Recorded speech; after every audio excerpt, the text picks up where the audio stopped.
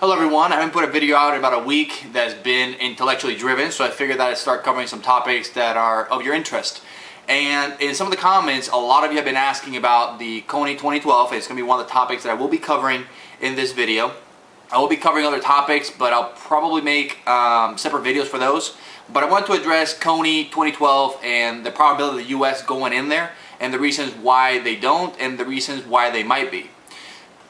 I watched the documentary Kony 2012, which was, I think has, what I'm looking at right now, has had 85.5 million views, which is a huge response to the issue.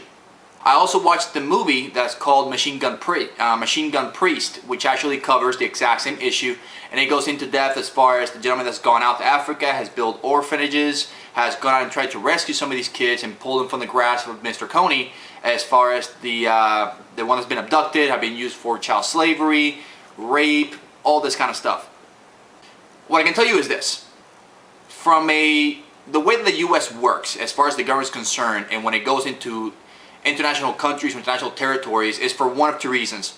One is either a political or is going to be a financial reason, which is the reason why we're in the Middle East. That's actually an economic reason, meaning that because there's oil, there's natural gas over there, there's an interest for us to go out there that we can actually further the US interest and probably improve our economy. That's why we're in that area of the world. As far as the US going into Africa, and specifically the areas that the LRA and Mr. Kony are working in, that is not a financial reason. If anything, that's going to be a political reason as to why the US would go in there. And by that I mean that it's going to look good on the politician that pushes for that if enough people in the public petition for us to go in there. That is why I believe the latest update based on the documentary is that they've actually allocated some consultants from the military branch to go in there and actually advise some of the guerrilla forces that are trying to take down Mr. Kony, to actually guide them and show them how to go about doing that. But we haven't yet put any physical forces or committed any Marines, Rangers, Delta Force, whatever you want to call it, military forces in general, to that source, only because there's no financial benefit. It's just been a public outcry. It's had a lot of following from the international community, and right now that's nothing more than a political move for the US, which will look good on the politician that actually forces that to happen. Outside of that, the Kony issue is something that if you watch the movie, watch the documentary, is very touching. Obviously, when you see children going through those situations, you definitely don't want that to occur.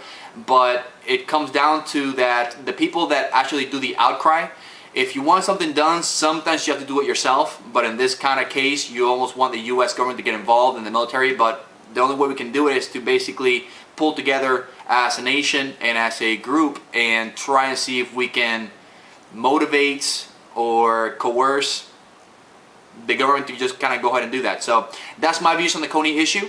If we do go out there, like I said, it's not going to be for a financial reason, it'll be a political move, maybe because now it's election year, so obviously the politicians are trying to make themselves look as good as possible. So obviously taking on this issue in some way, shape, or form is going to look good to the public, and obviously they will probably vote favorably to the politicians that actually backed up this issue. So that's my views on Kony. Hope you guys enjoyed them. I'll talk to you soon. Take care.